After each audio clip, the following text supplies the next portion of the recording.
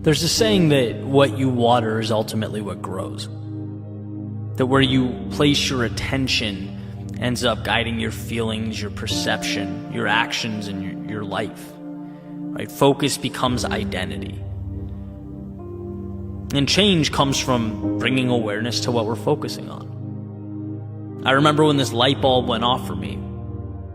Like so many epiphanies, what happened during a difficult, kind of a trying time. It wasn't where I wanted to be. And I remember, sitting down and asking myself, dude, are you on your own team here? Are you helping yourself?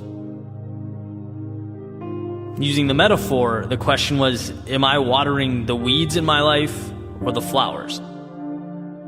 And by the weeds, I mean, am I allocating energy to thoughts that are detrimental to what I want?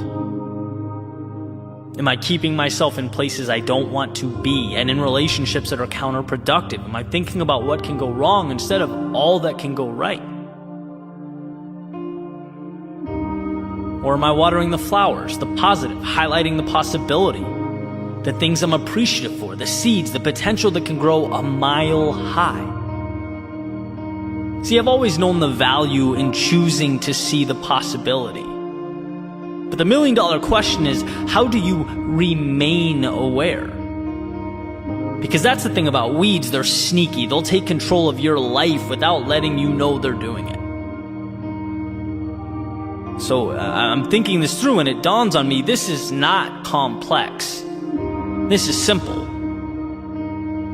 It's one, identifying where you want to be, and two, analyzing your actions based on those priorities, right? That's it. And so for every pillar of my life, health, relationships, career, finances, I made 2 dots. One for where I am and one for where I want to be.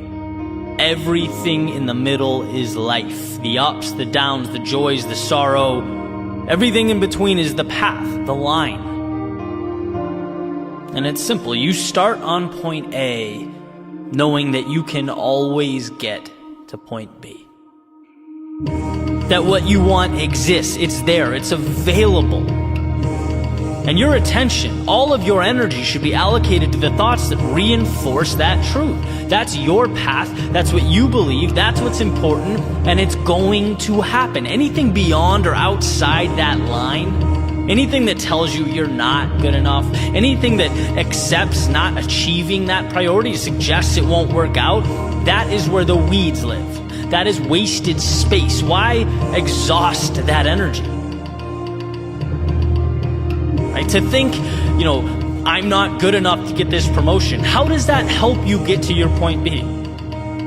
It doesn't. Eliminate that thought, right? Point B always exists. Just that notion pushes a lot of things to the side. You have to be good enough. You just need improvement. Maybe it's enhanced skills. Maybe it's more effort. Maybe it's changed approach. But tackling these things will water the flowers. It moves you along the path, and progress is happiness. Right? For me, health is a big thing. I run all the time, but I'd like to be more fit. I'd like to eat healthier. There's room for improvement, and I know it's possible. Because that is my point B. I know that saying I don't have time, or I don't have the right body type, or genes, or trying to convince myself that fast food just this once will be okay. No, all of that stuff is watering weeds. It exists outside my path. My time should be spent realizing how incredible the human body is, taking care of it, pushing it, being proud of it, taking accountability for it. That's me. I only get one of these things, even if it's just a little at a time. That's the beauty. Simply existing on a path and revolving around your ideals, your vision, your priorities brings about joy. Negativity, it truly is a learned thing. It's manufactured. All there are in life are circumstances. Circumstances that are neither positive nor negative, just pieces. And you decide what to do with them. Do you focus on the negative? You can. But that won't put you in a position to change your circumstances or bring about happiness. When you decide to see the opportunity, you free yourself from the shackles of fate, because destiny never put you in the situation, you did. But guess what? You can take yourself out of it. A field of sunflowers grew one root, one stem, one petal at a time, The same field that was at one point nothing more than dirt and weeds, it was always possible, and so is your ideal life. You just need to water the things that matter.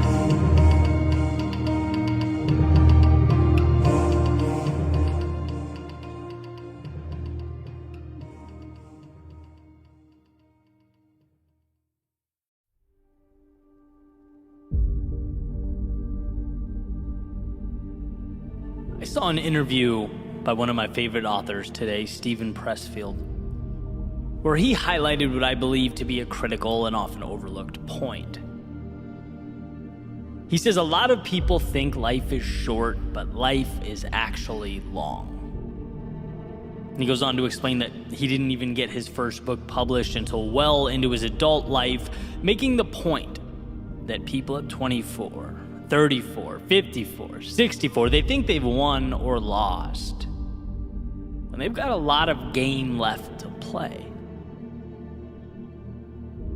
And this message, it does a few things. I think first and most obviously, it creates a kind of calm. Like, okay, I can take some of the pressure off myself. Life isn't a sprint, it's a marathon. I'm not doing so bad. Sometimes we lose that perspective.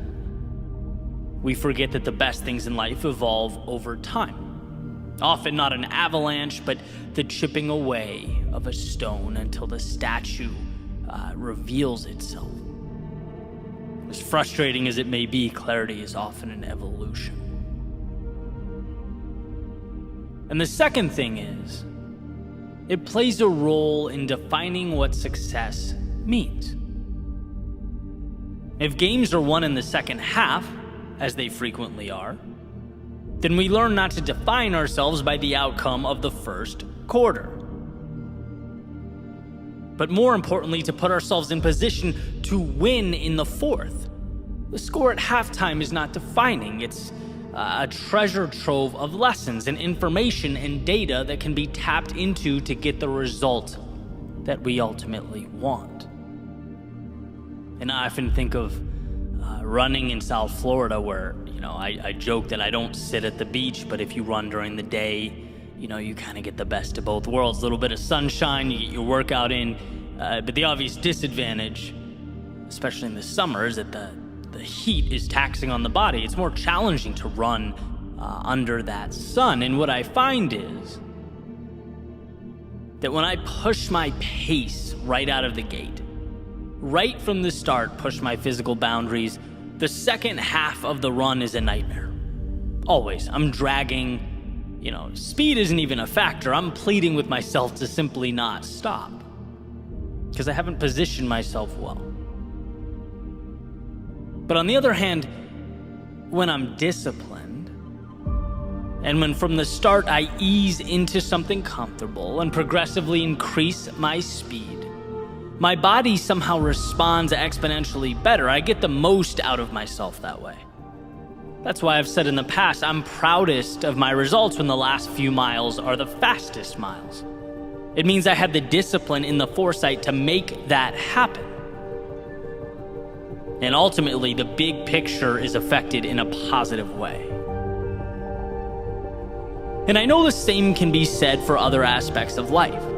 I know the same can be said for the moments of temptation, when my ego pleads with me to do what someone else is doing, or things aren't evolving as quickly as I want, so my pride says, just walk away from it all. Why? Because the current moment doesn't look how I wanted it to. So the mind says panic. It says change things. It says you're losing or not good enough. It says you better pick up the pace right now because you're losing this current moment. But no, the question isn't, is right now the goal? The question is right now moving me forward consistently? So that when the time comes to sprint, so that when I'm ready to go faster than I've ever gone, be more than I've ever been, I've positioned myself to do just that. When things were challenging, I kept moving forward. When the world around me seemed to be moving at a faster pace, I ran my own race. I stayed consistent. I remembered what mattered to me. That's the question. And by the way, this doesn't mean ignoring today's results. It means asking yourself whether today's results are meaningful in the big picture. Right? Using Stephen Pressfield's example, if you don't get published or your work is rejected again and again and again, you have not lost. It's the beginning, it's the first quarter. But what info can you gain from this? What tweaks can you make to your work so that it's in some way more captivating? How can you sell it a little better? What can you do to connect with people who will believe in you and help push you forward? Remember, you only lose when you decide to stop. Why? Because as long as you're willing to adjust and keep going, there are no stopping points. People don't realize limitations are self-imposed. Losing or quitting just means you stood up and said, I'm going to stop learning and evolving with regard to this pursuit. I no longer want to adapt and move on. No outside circumstances can impose that upon you. It's truly an internal decision. I remember Jim Rohn saying, success is easy. Doing the thing that's best for you in the long run is easy. Doing the right things every day is easy. And people would say, well, that doesn't make sense. Why isn't everyone successful? Well, because doing the wrong thing is easy too. It's easy to think right now is the end-all be-all.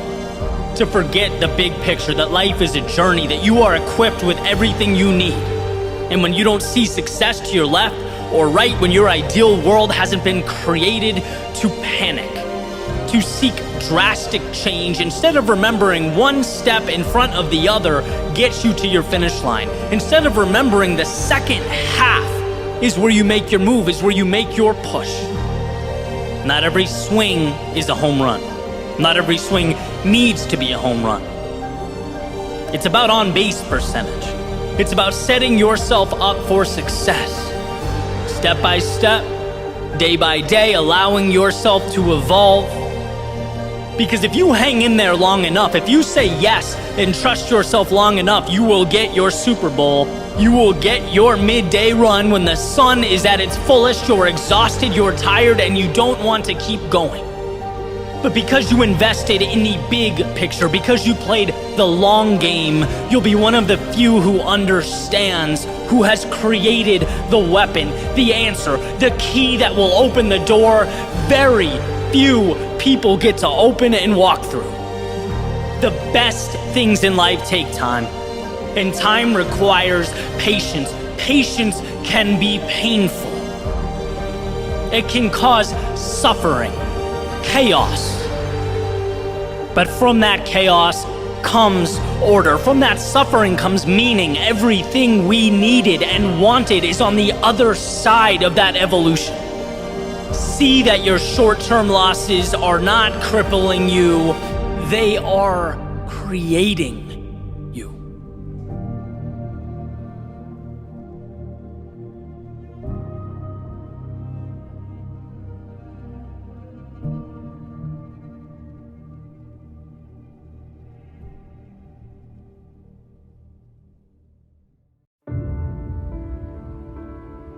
There's a story about some frogs. And, these frogs, as they're sort of making their way through the woods, the ground breaks underneath them, and two of them fall into this little pit, way, way, way down. And they tumble, and eventually they hit the bottom. They're looking up, and they're realizing how far they've fallen, right? Moving around, panicking, essentially coming to grips with the situation that they're now in. They start frantically jumping, trying to climb the walls. And as they're jumping, the frogs on top are looking down. And they're basically yelling, look, we're sorry this happened to you, but this is a lost cause. There's no way out for you guys. There's no need to jump around. This is a futile situation, right? But they continue to jump, and they're not willing to come to terms with that possibility, not yet. And again, the frogs up top, they yell down, there's no way. It's over. You're going to die down there, guys. You need to ultimately face that. And one of the two frogs in the pit does concede to the situation. He hears the voices and, he stops jumping and makes his way further down the pit and he dies. But the second one keeps jumping and adjusting his approach, trying different things. Oh.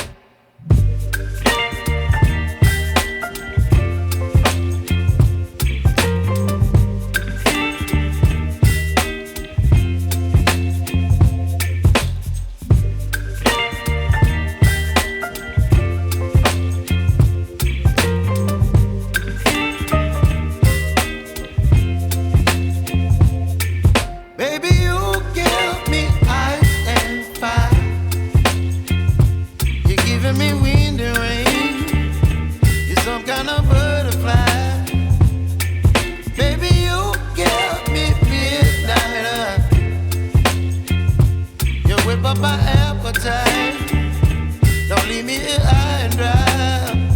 Oh, well, I don't wanna jinx it, baby, and twist myself at the spine. Don't wanna overthink it, baby, it's just twist your body and mine. Baby, you give me ice and fire. You're giving me wind and rain. You're some kind of butterfly. Baby, you give me midnight. You whip up my appetite. Don't leave me here high and dry. Oh,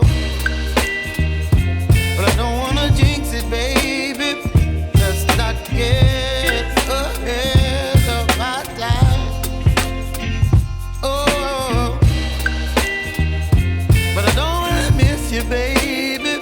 So I stand up and speak my mind. Oh,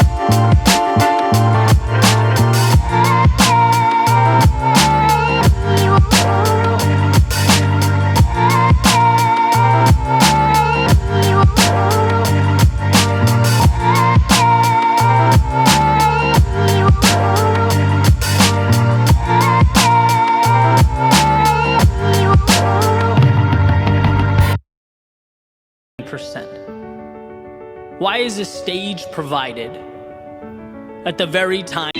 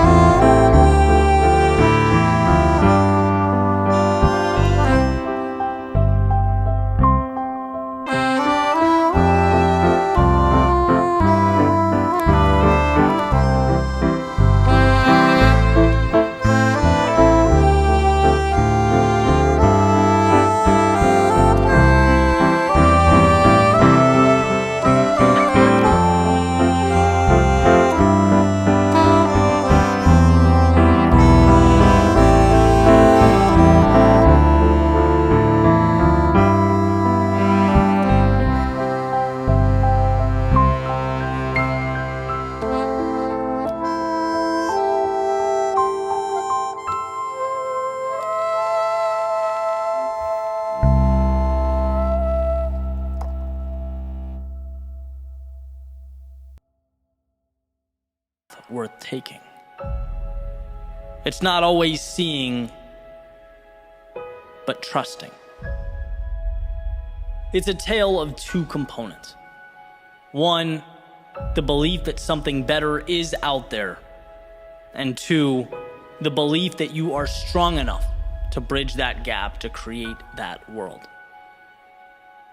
So let's start with number one.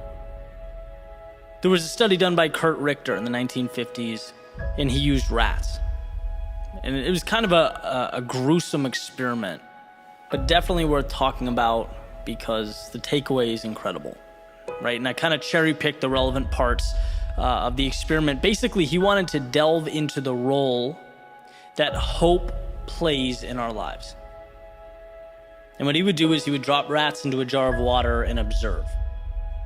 See how long they would swim before they drown. And for the most part, these rats would swim for a minute or two and then ultimately give up, right? There was this innate feeling of hopelessness. But then he made a change, and when they were close to drowning, he'd reach in, he'd pick them up, he'd hold them for a little while. And then he'd place them back in the water, and the results between the two groups were night and day. The rats saw in the second group that it wasn't over. Right? And when they were placed back in the water, they had a reason to continue swimming, and they did. Some of them did for hours. The only difference being that they had hope. They saw there was more. And I don't think that's too different from us. The situation may be different, but the rules generally apply, right? So much of conceding or giving up in life, accepting an existence that falls short of our ideals, it's when we don't believe in something more. We stop swimming. We don't give ourselves a chance, right? So instead of creating bridges to walk on,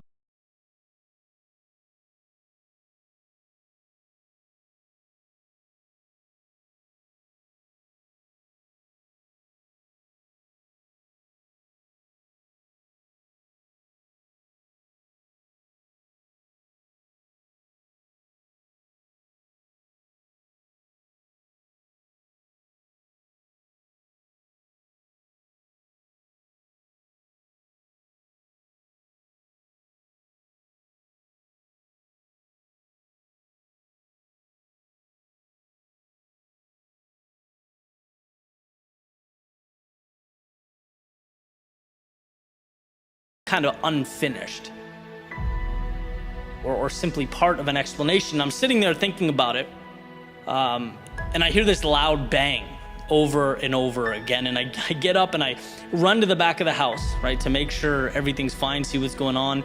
And my friend's standing there with goggles on, this grin on his face and a sledgehammer and a huge hole in the wall in front of him. And I'm like, dude, what are you doing? You just knocked your wall down. He goes, yeah, I wanted to make another closet. His family's growing, he needs more space, and he just took it upon himself to make that happen. And I just looked at him and walked back out, started walking to the living room, and it hit me. This is a component of hope. Seeing what's not there and doing something about it, right? If the swimming experiment is step one, this has to be step two, in real time. Step one, believing, seeing something more. Step two, taking action to change it now. Buying into the fact that you have the power to change your own world. And it's funny because any house or room I've ever lived in, my thoughts always, you look around and this is it, right? This is the situation. This is what's being given to me. How do I make the most of it? How do I play within these parameters? Not, okay, this is fine, but it could be better, by smashing down the wall in the back over there, creating something new. And,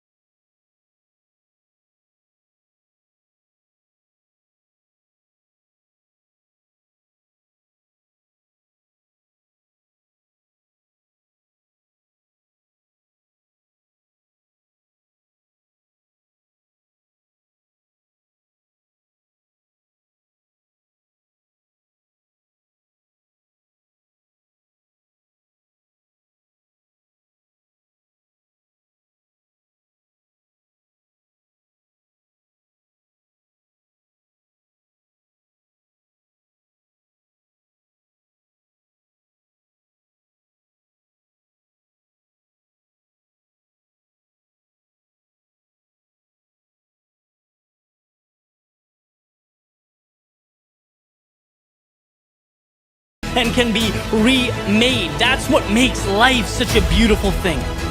It's flexibility, it's promise to provide what has been relentlessly sought out.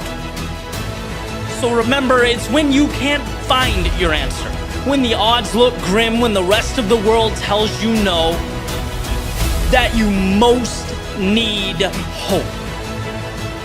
Hope, the power, the strength to look within yourself and remember that one, life can change, and two, you can change it.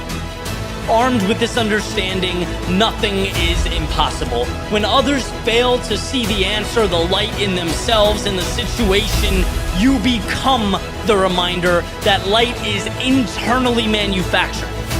We aren't given answers so that we may believe them. We are given the opportunity to believe, and